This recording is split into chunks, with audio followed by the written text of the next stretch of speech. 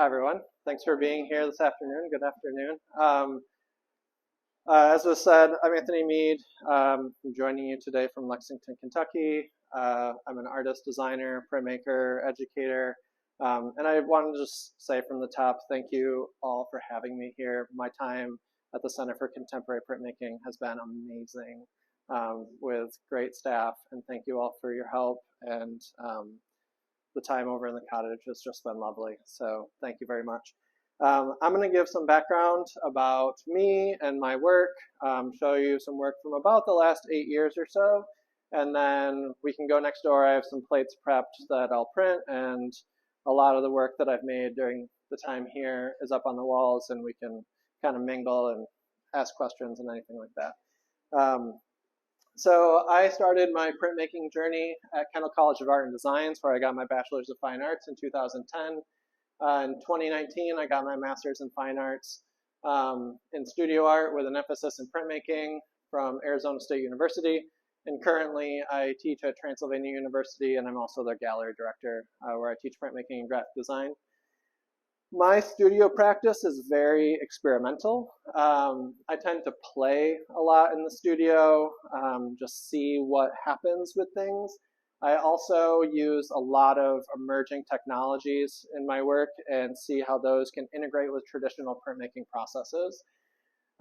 People will often ask me, what kind of printmaker are you? Like, are you a letterpressman? Are you a lithographer? And my answer to that is always, I'm going to do whatever the artwork needs. So, sometimes that artwork may need to be screen printed to have the visual effect that I want. Sometimes that may need to be in intaglio to have the visual effect that I want. So I'm not necessarily always going to be doing like a litho. Like I'm not necessarily a lithographer. But more I'm going to be using a language of printmaking in my work and really responding to materials and actions of printmaking. I tend to use a lot of pattern in my work. Those are derived mainly from infographic designs as well as the natural environment. And to kind of ground you conceptually, a lot of my work is about how our tools as humans impact our psychology, physiology, and especially our habitat. My work has a pretty environmental bent to it and references things in ecology and psychology and histories, anthropology, all those kinds of things. So since we're here at CCP, I wanted to talk about a shop that was really influential to me as I started off. So in 2010, a group of friends of mine and myself founded a shop called Dinderbeck, and that was in Grand Rapids, Michigan. And we built that space from completely nothing warehouse, which is what you see on the top, into a completely functioning print shop with all the major forms of printmaking that you would imagine. It was both an artist collective as well as a community shop. And during that time, at the smallest that the artist collective ever was, there was 5 of us, and then the largest that it ever was, there was 17 of us. So there was a lot of collaborative work that was made.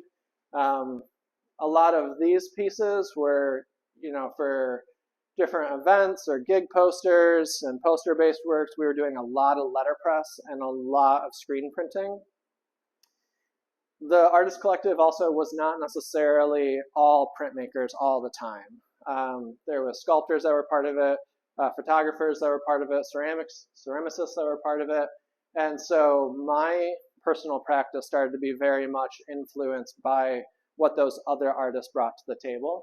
So for example, what you see here is a piece that the collective did. The person that you see in there is my friend Brandon, who's one of the collaborators. And what we were doing was we were screen printing on all of these pieces of veneer that were then ripped apart and woven through a space. So actions of sculpture and installation and material started to impact how it was that I was doing my work, as well as all the letterpress that was going on. And what grew out of that was this show, and which I would kind of say launched the current trajectory of my work from that point on. It was a show called Elementary. It was a solo show, and it was made of 6 different pieces of artwork. Each one of those pieces represents a different element in the periodic table of elements, and the imagery themselves is one of those letters. So like I said, I've been doing a lot of letterpress. I also have a background as a graphic designer, so I think about typography a lot. I've been working with letters a lot. And so they are all the individual letters that represent each of the chemical elements in the periodic table. So, for example, carbon is represented by the letter C, and then that is reflected over and over and over again. Those 6 different pieces in this show, those 6 different ones there, represent the 6 elements that make up 90 to 95% of your body and my body and every human body. So that's hydrogen, oxygen, phosphorus, carbon, nitrogen, and calcium.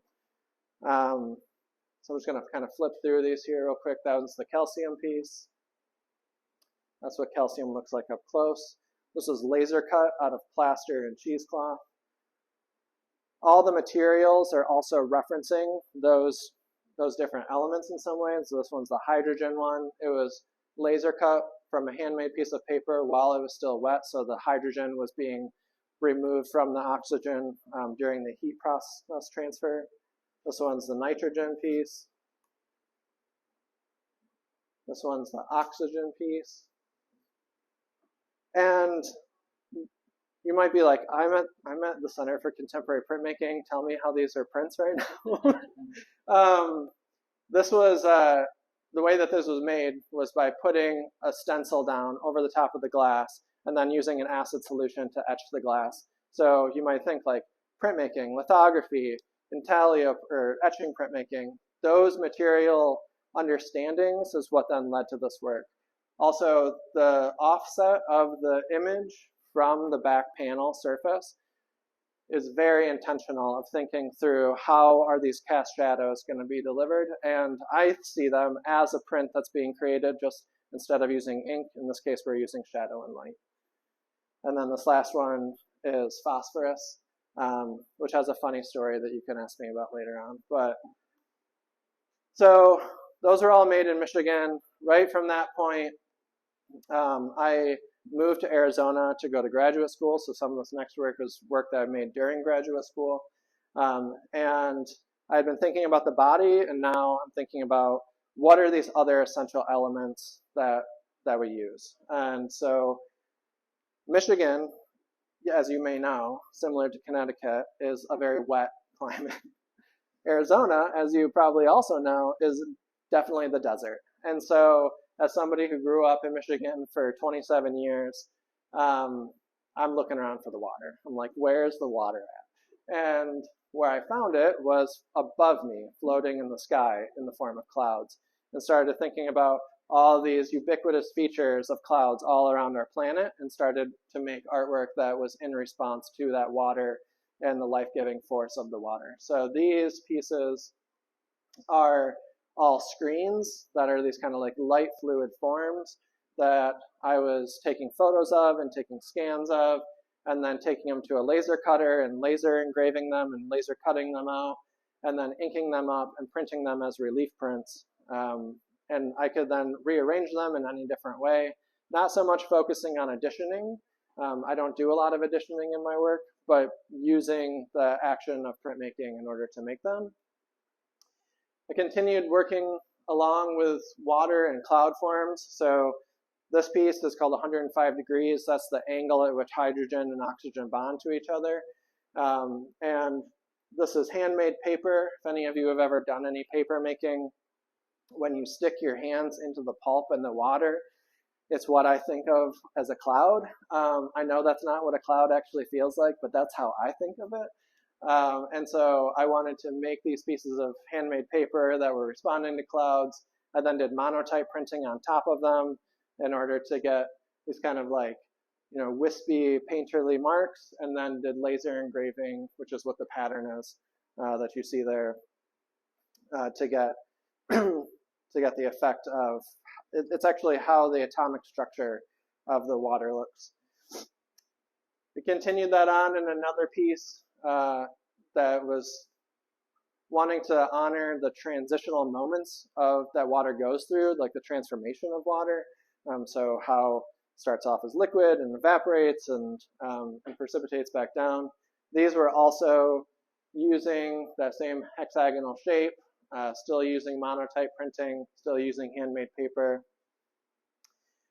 And then in this piece, I'm kind of bringing it all back down to the ground again. And so it is stencil printing onto the ground using dirt. So this repeated form printed onto the ground.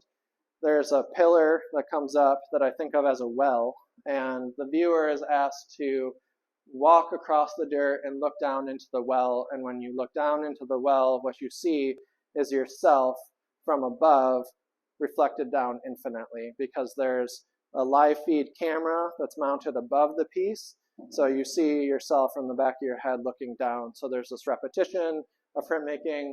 Also, through the action of participating and viewing the piece of artwork, the viewer is leaving their footprints behind on the ground and disturbing that soil.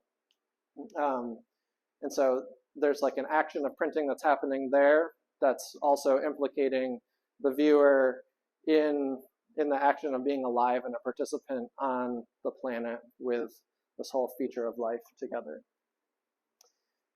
So I was working a lot with water, and maybe just like a natural transition to move on to fire. I was also working a lot with food and some other works in the Essential Consumables series along with water.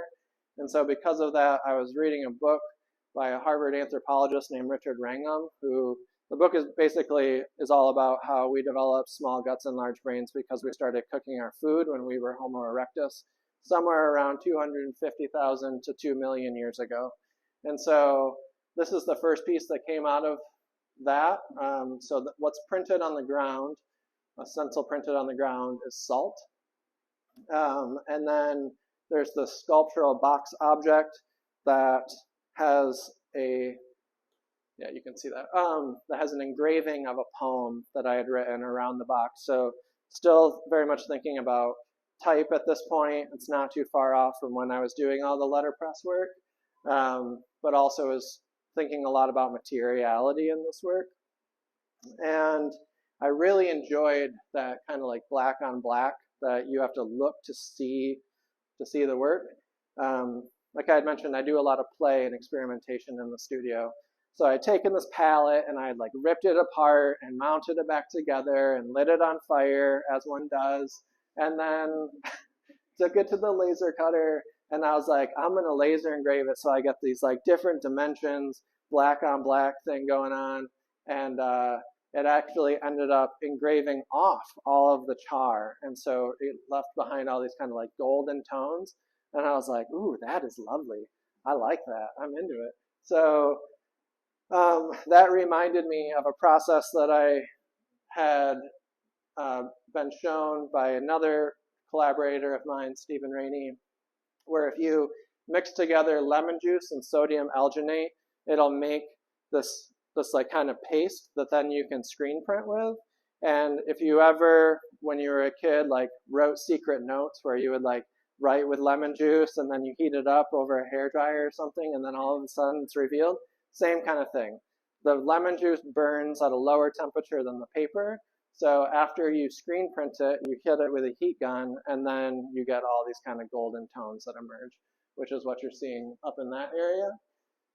This area through the middle here is all dirt. So I took a transparent base and mixed it with dirt. Voila, now I have ink. And then the same thing down here, which is charcoal. And so it's a split fountain screen print that then is just done with those mediums. Then I clean the screen, but don't remove the image, and then I do dry pigment through it, and then afterwards take it and do smoke drawing, where you take a candle and draw with the soot coming off the candle. And so I did a series of those pieces. All of the imagery is photographs of fire that are repeated and are meant to respond to Rorschach ink blots and how fire has impacted our psychology over the course of human history. And then I wanted to go back to working at scale. You know, I had shown you that piece when I was at Dinderbeck where we made this like giant installation, and I was like, I want to use processes of printmaking to make something big. And so during this time, so I'm living in the desert. I do a lot of camping and backpacking. My wife and I were down in southern Arizona. It was the middle of summer. As you might imagine, the whole state was under a red flag warning, no like fire bans. And we were about 5 miles up on a mountain, and all of a sudden started smelling smoke. And I jumped up on a rock, looked over the bluff, and I could see the smoke rising up. Somehow magically had cell phone service, called the ranger station, and they were like, we're evacuating the park, you need to come back. And like, yeah, this is the trail that I came in on. I can see where the fire is. I can see where that trail is in relationship to it. Is it safe for us to come back? And they were like, yeah, as long as you leave immediately. And so we hiked back down, probably the fastest we've ever hiked in our lives. Obviously, here to tell the tale, we were both fine. But during that experience, we were hiking through this dense forest fire smoke. And it's something that you all know too well right now. And so it was a really terrifying experience of being completely surrounded and enveloped in this forest fire smoke, knowing that it's right on the other edge in this wooded area that we're hiking through.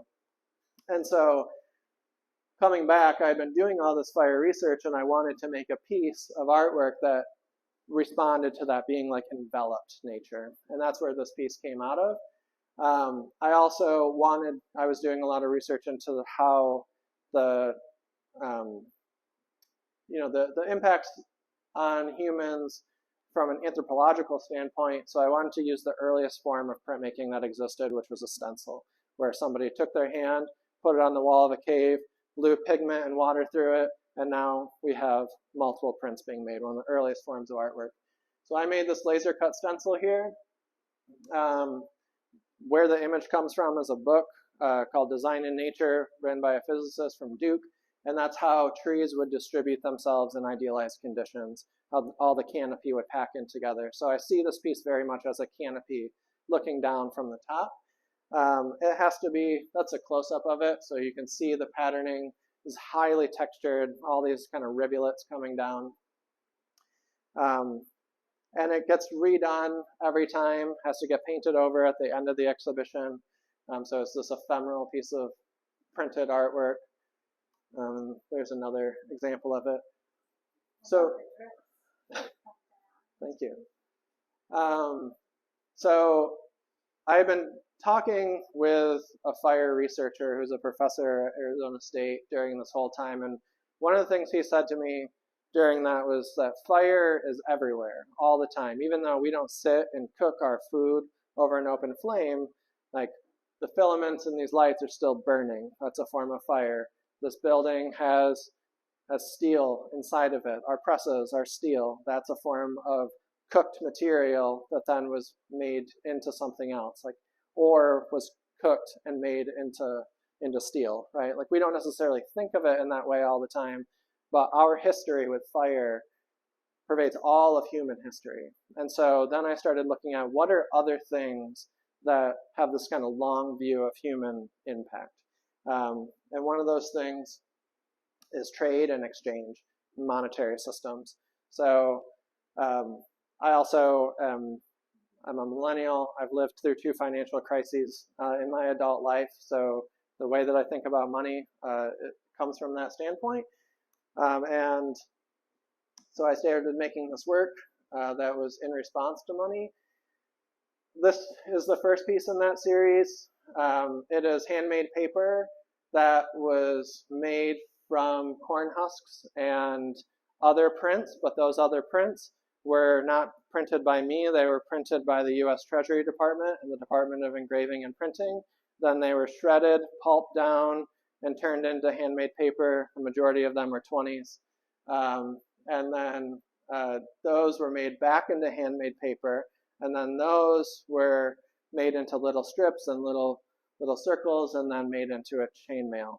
In case you're wondering, like if I'm loaded and I can just like shred 20s, you can buy a bag of shredded money from the Department of Treasury or of Printing and Engraving that they shred in advance after it's been through so many circulations. So a big bag they value at like $10,000 costs about $40.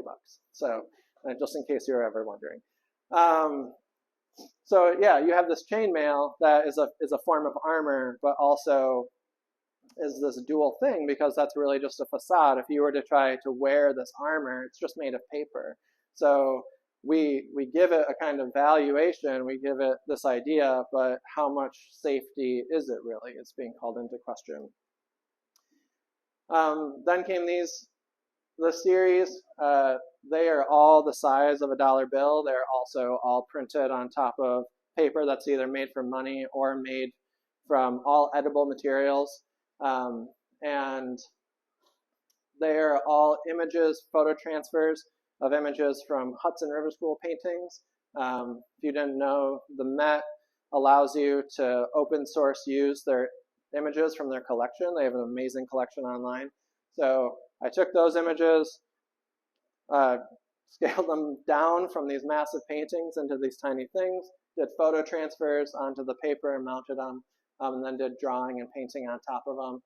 And it's called What is Appreciation Anyway? Because during the time that those artists were going off and doing these amazing paintings, acknowledging the grandeur and beauty of the natural world, people were also going and extracting resources from those same exact environments and doing damage to the same environments that were being honored. So, there's this strange duality there.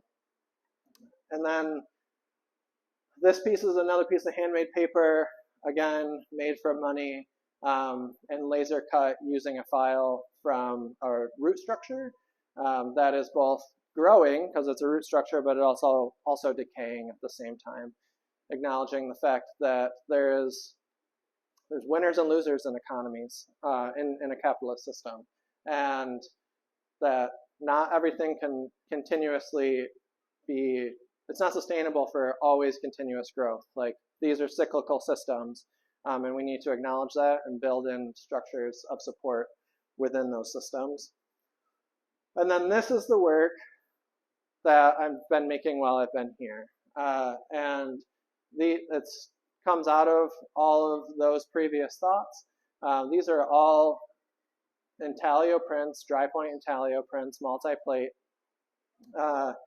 And they are meant to be printed in a whole variety of ways. Obviously, they're all line work. They're layered. The patterns are meant to interact with each other. Similar to other works, they are not meant to be done as additions, but instead the entire project is designed to create as many prints as possible. So I never addition any of them.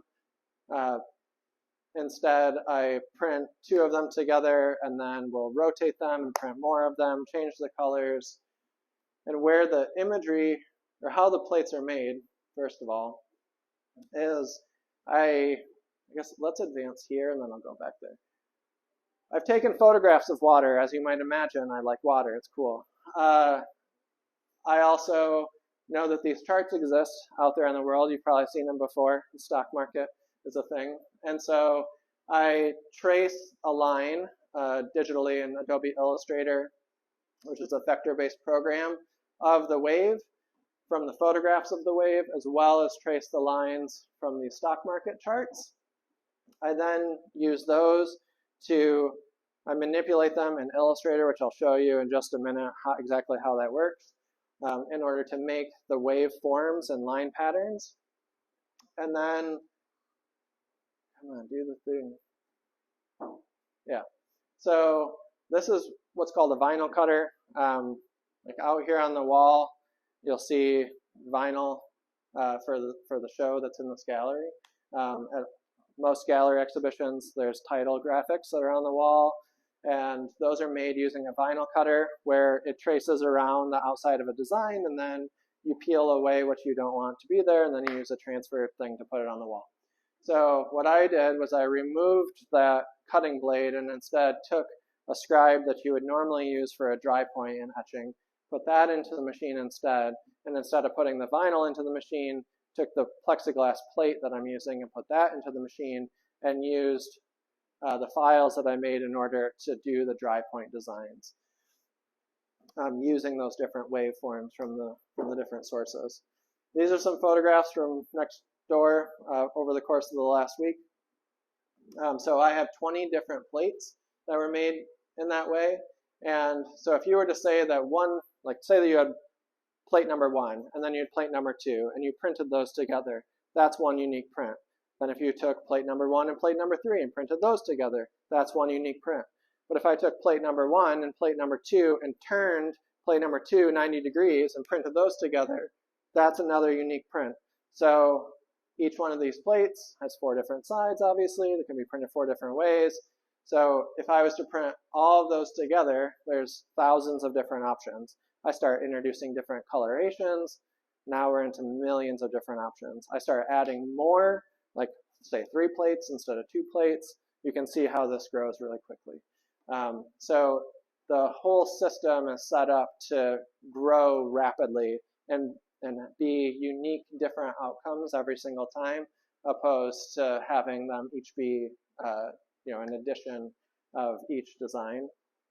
This is what the visual outcome ends up looking like since I've been here. So I started doing these different blend rolls on top of them because I like how they create a kind of time of day or an atmosphere or environment. And that is the end of this part. Before we go next door, I'm going to show you how I actually make the designs in Illustrator, if you want to see that. Okay, cool. I see nodding, so I'll do that. So here's the line from the NASDAQ over the course of about a year. I just traced it using this pen tool right here that I can go along with, and I can curve it and all that kind of good stuff.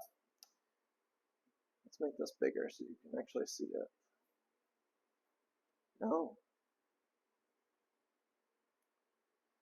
So I'm just going to copy that line and pull it into this new thing here and paste the line. So now that's just the line isolated all on its own. And there's different effects that you can apply in Illustrator. So I'm using a transform effect. And this will allow me to repeat it multiple times and change angles and all sorts of stuff. So if I was to, say, move it over a little bit, it would move over.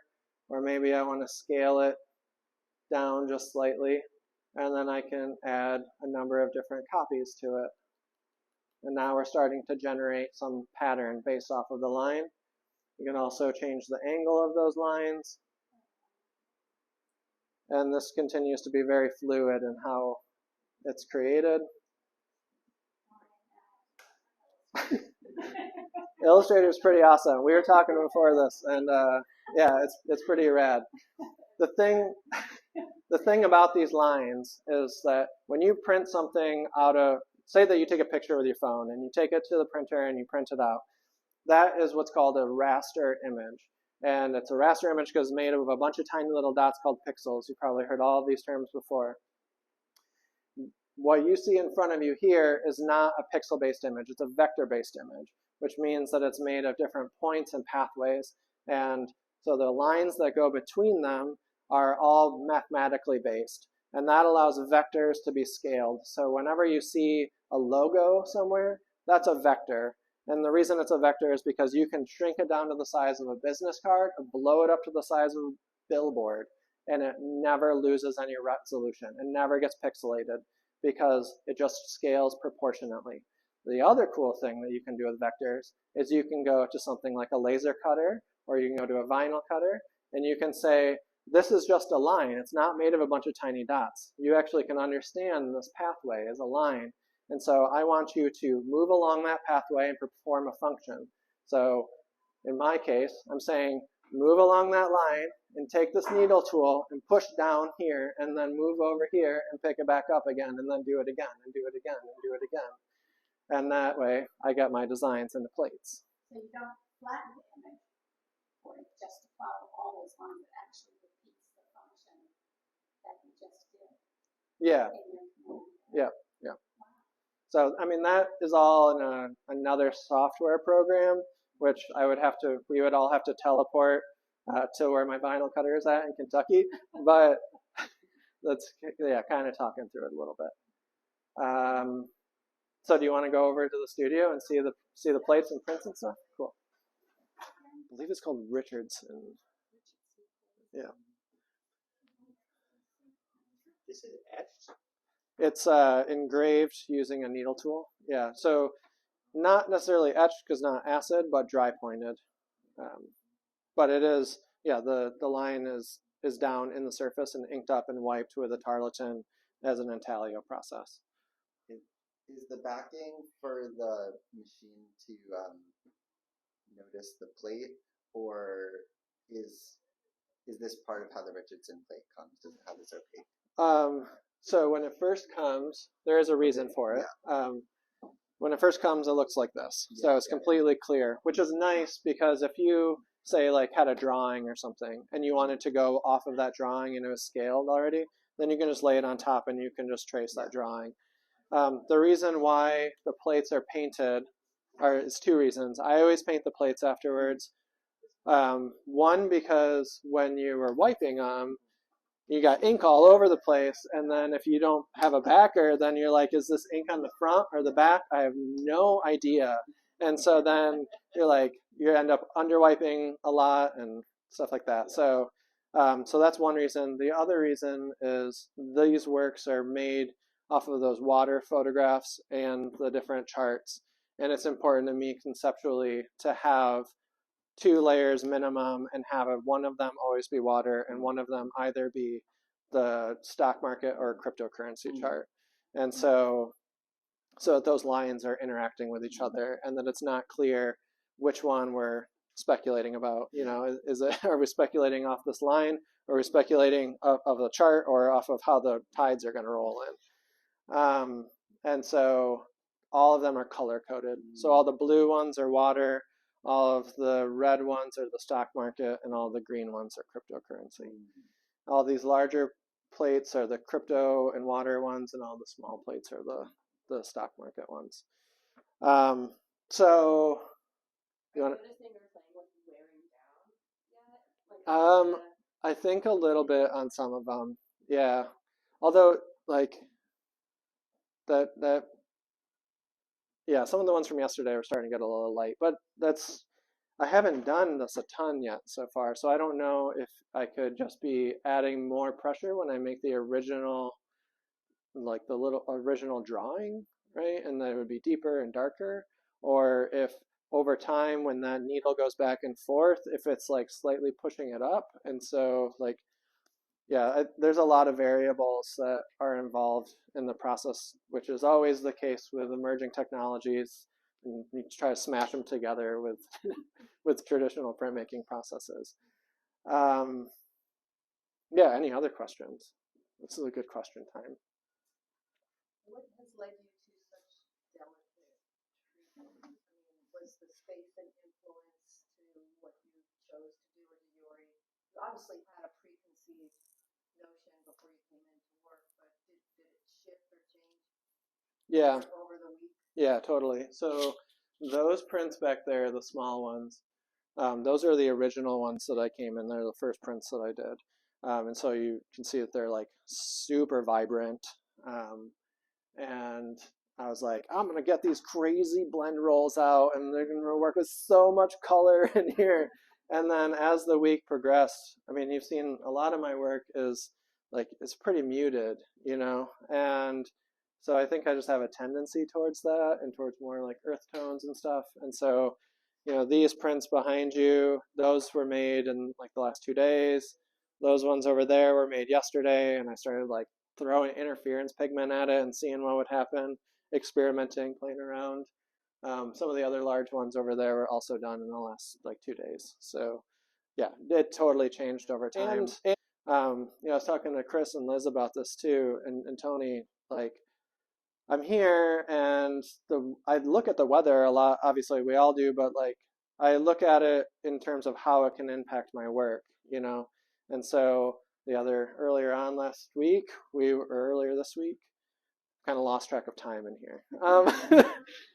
It's been pretty cloudy, rainy, and so I was like, oh, I want to make these pieces that are like cloudy and airy, and so some of what you can't see, and I encourage you to go over there in a minute, are these pieces that look kind of like this one that are very much feel like clouds, and obviously you've seen my work. I love clouds, so that was part of it too.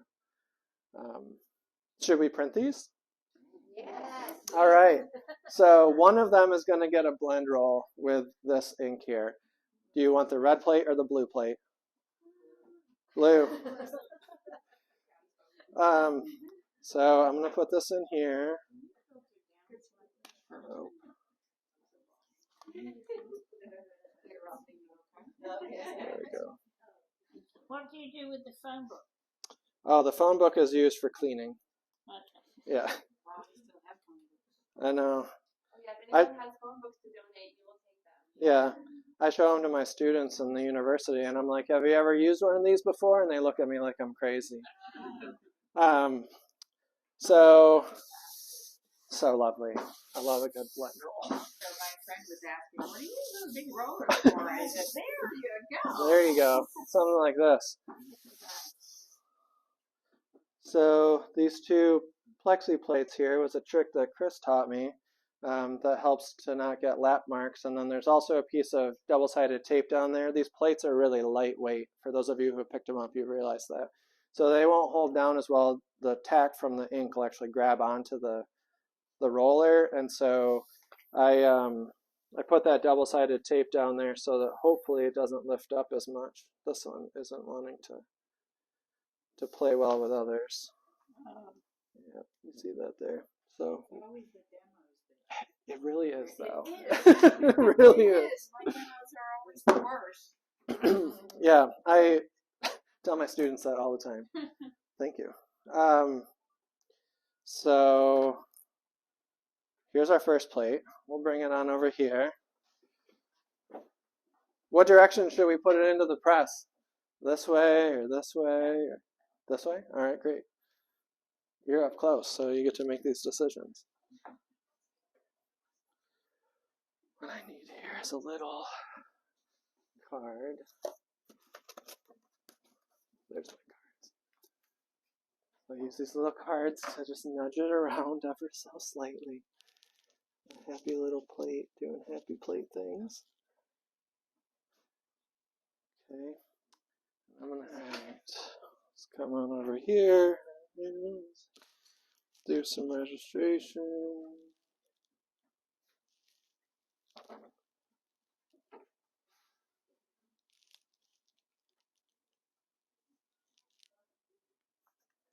And lay down these.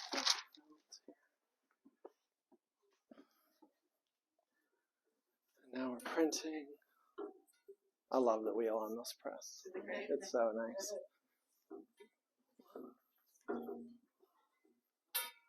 So bring that through here.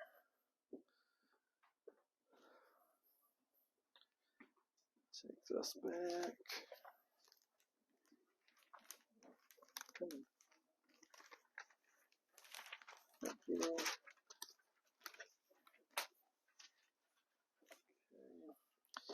So then a lot of the time when you're doing multi-plate intaglio, you catch the plate or you catch the paper under the roller so that things don't shift around on you. I've been weighting down the ends of them because when I was printing the small ones, I was printing all of them on the big press at one time so I could print 6 plates at a time.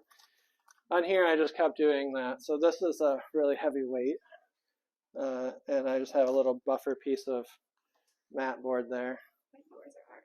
It's mine, but I might leave it with you. If any of you have ever worked on a stage, like in theater or something, these are the counterweights for a stage curtain. Awesome. So there's the first one. I gotta come over here right next to you real quick. These ones are definitely yours. Do you want to trade? I love these. Those are red. Yeah. They're so You might not want those. they're so fantastic. Yeah, the red. So this is just a little side angle to know where my plate was, and then I put these weights in here so that I don't accidentally bump it. Does anyone have a razor blade around here? This is the most dangerous thing. Perfect, thank you.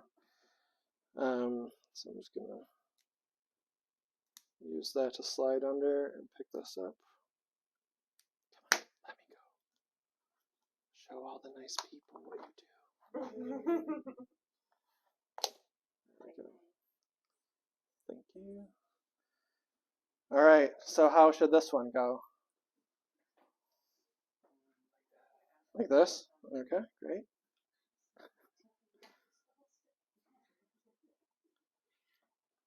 Thank you.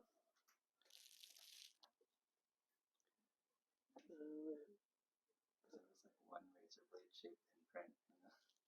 I know. The student in every school's like print shop. There's like one from the blankets. On razor's edge. One blade. I've been constantly nervous about that this whole time. Because I feel like there's conceptual things with it. Do you print in the school shop? I do. Yeah, yeah. Where students usually burn ones. Yeah, you get these. It depends. Yes and no. There's some times of the year where I'm like, I can't be in here to work on my own work right now. They take over it. It's their shop, you know. I'm just visiting. So there we go. Put that down. Move this out of the way. Move this out of the way. That's the other thing I'm constantly worried about forgetting in there.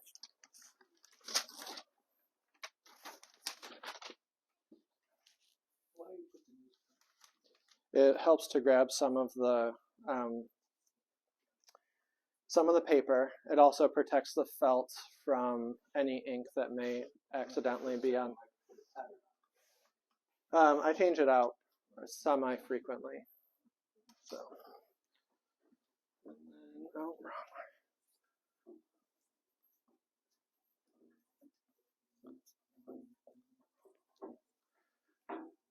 Go back through the other way.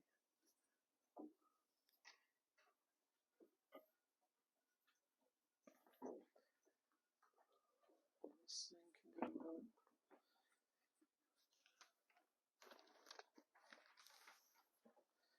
And now I really hope that this worked out.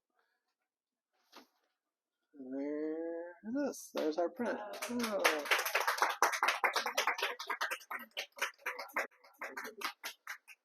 Oh. So that's it. That's what's going on. Yeah.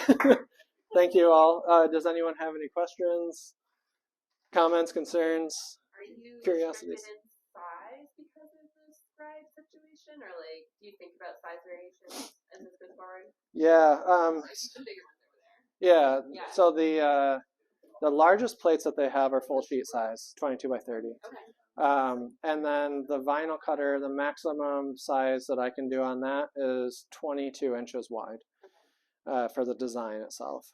So. But will it feed that sort of plate through? I could probably make it work.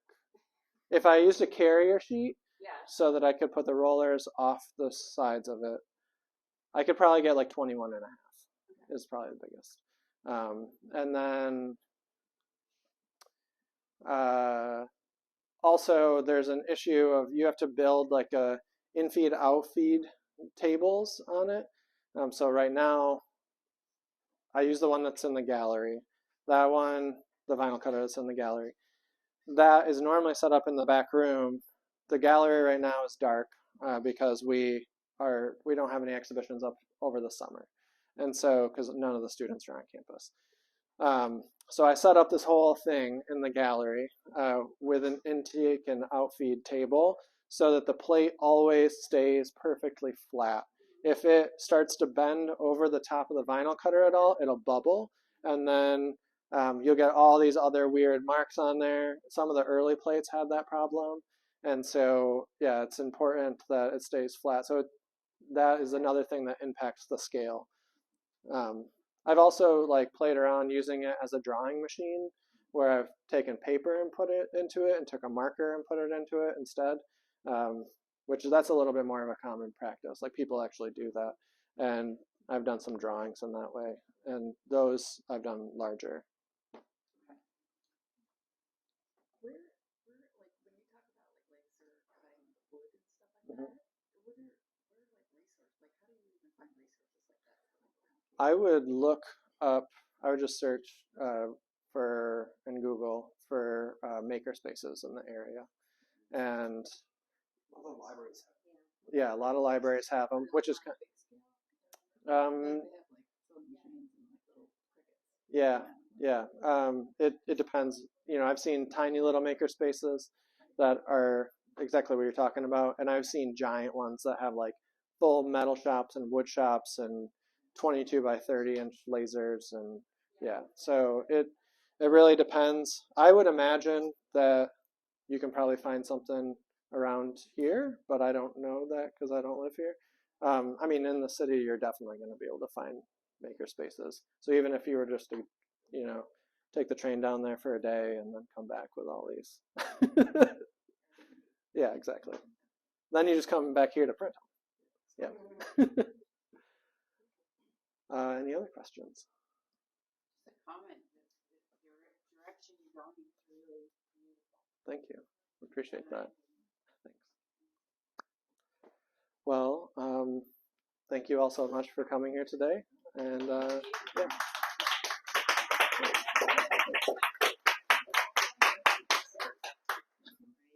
Feel free to hang out and check stuff out if